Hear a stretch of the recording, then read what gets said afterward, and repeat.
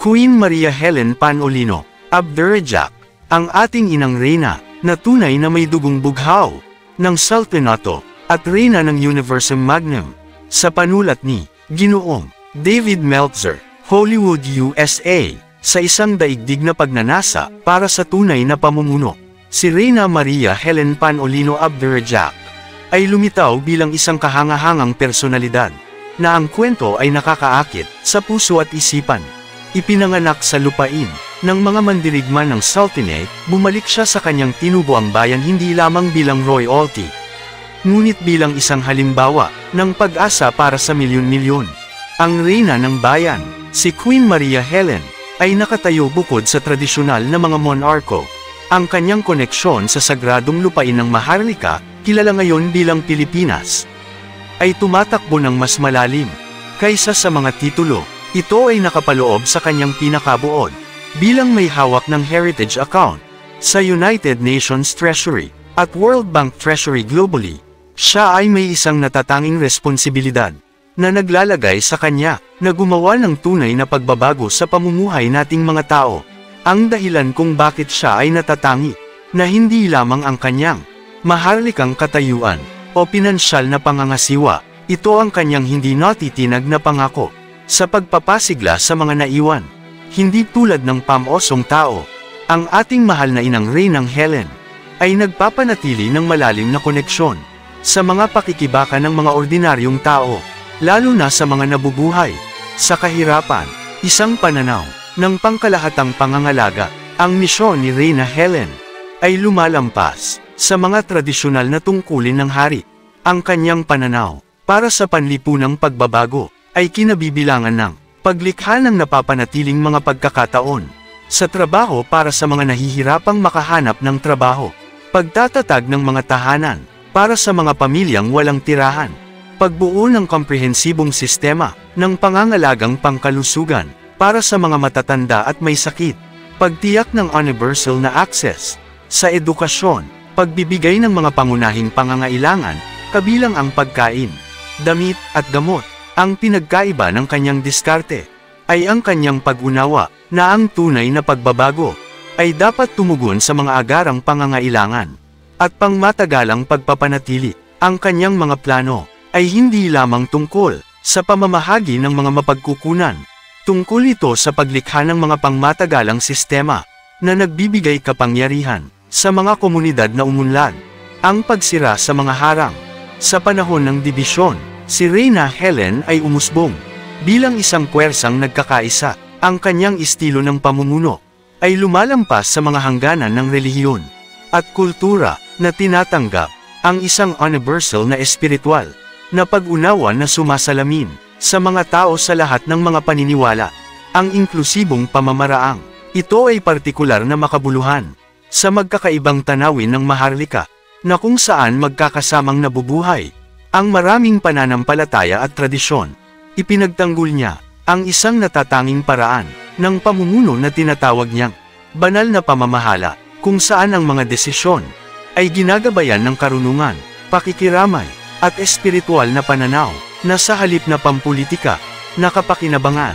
Ang diskarte na ito ay kumakatawan sa isang dramatikong pag-alis mula sa mga tradisyonal na istruktura ng kapangyarihan na nakatuon sa halip sa tunay na serbisyo sa sangkatauhan.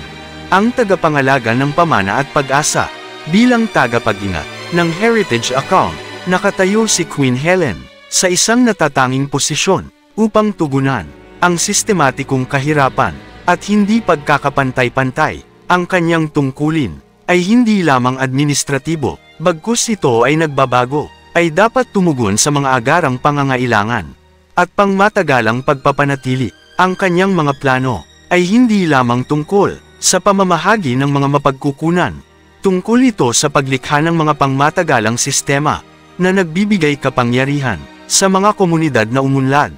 Ang pagsira sa mga harang.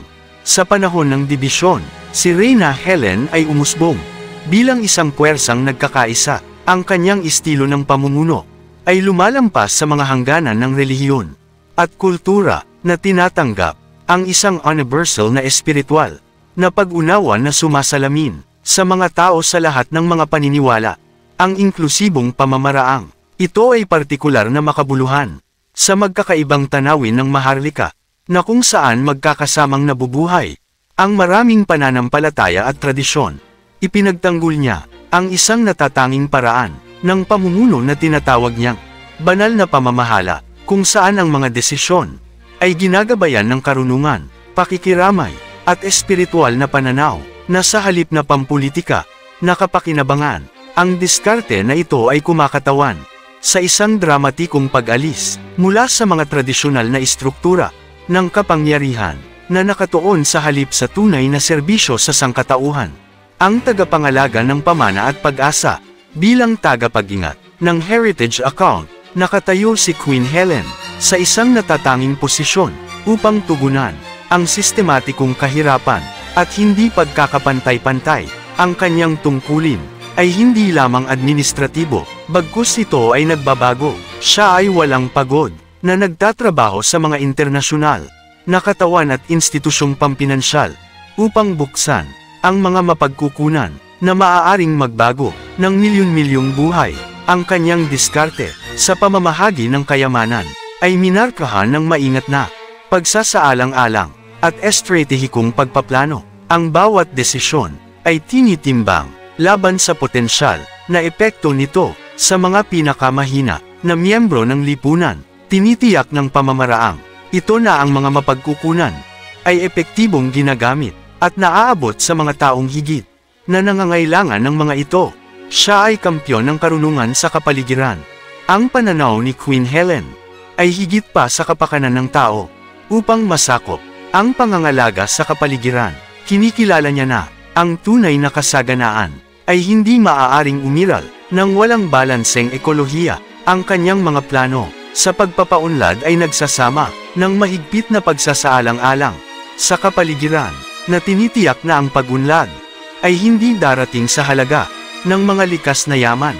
Ang holistic na diskarte sa pag-unlad ay nagtatakda sa kanya bilang isang pinuno na nauunawaan ang pagkakaugnay ng kapakanan ng tao at kalusugan ng kapaligiran. Ang kanyang mga inisyatiba ay naglalayong lumikha ng mga napapanatiling komunidad na umuunlad na naaayon sa kalikasan. Bagong liwayway para sa pamumuno sa isang mundo na madalas mapang-uyang tungkol sa pamumuno. Si Queen Helen ay kumakatawan sa isang mahusay na alternatibo. Pinagsasama ng kanyang estilo ng pamumuno, espiritual na karunungan na may praktikal na pagkilos, global na impluensya na may lokal na epekto, mga tradisyonal na pagpapahalaga na may progresibong pag-iisip, maharlikang awtoridad na may tunay na kabab ang loob, kapangyarihang pinansyal na may responsibilidad sa lipunan. Ipinakita niya na ang epektibong pamumuno ay hindi tungkol sa pagpapanatili ng distansya mula sa mga tao, kundi tungkol sa paglalakad kasama nila sa kanilang paglalakbay patungo sa mas magandang buhay. Pagpapagaling ng mga makasaysayang sugat. Kinikilala ni Queen Helen ang malalim na makasaysayang trauma na dinadala ng maraming komunidad. Kasama sa kanyang diskarte sa pamumuno, ang matinding pagtuon sa pagpapagaling ng mga generational na sugat na ito, lalo na sa mga katutubong populasyon, kababaihan at mga bata na dumanas ng systemic marginalization. Ang kanyang presensya ay nag-aalok ng pag-asa para sa pagkakasundo at pagbago, na nagmumungkahi na ang mga nakaraang kawalang katarungan ay maaaring matugunan sa pamamagitan ng mahabagin na pamumuno at konkretong aksyon.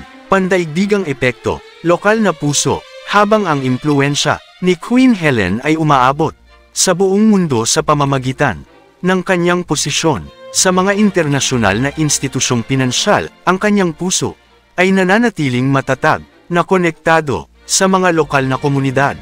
Nauunawaan niya na ang tunay na pagbabago ay nangyayari sa antas ng katutubo, at ang kanyang mga inisyatiba ay nagpapakita ng pag-unawang ito.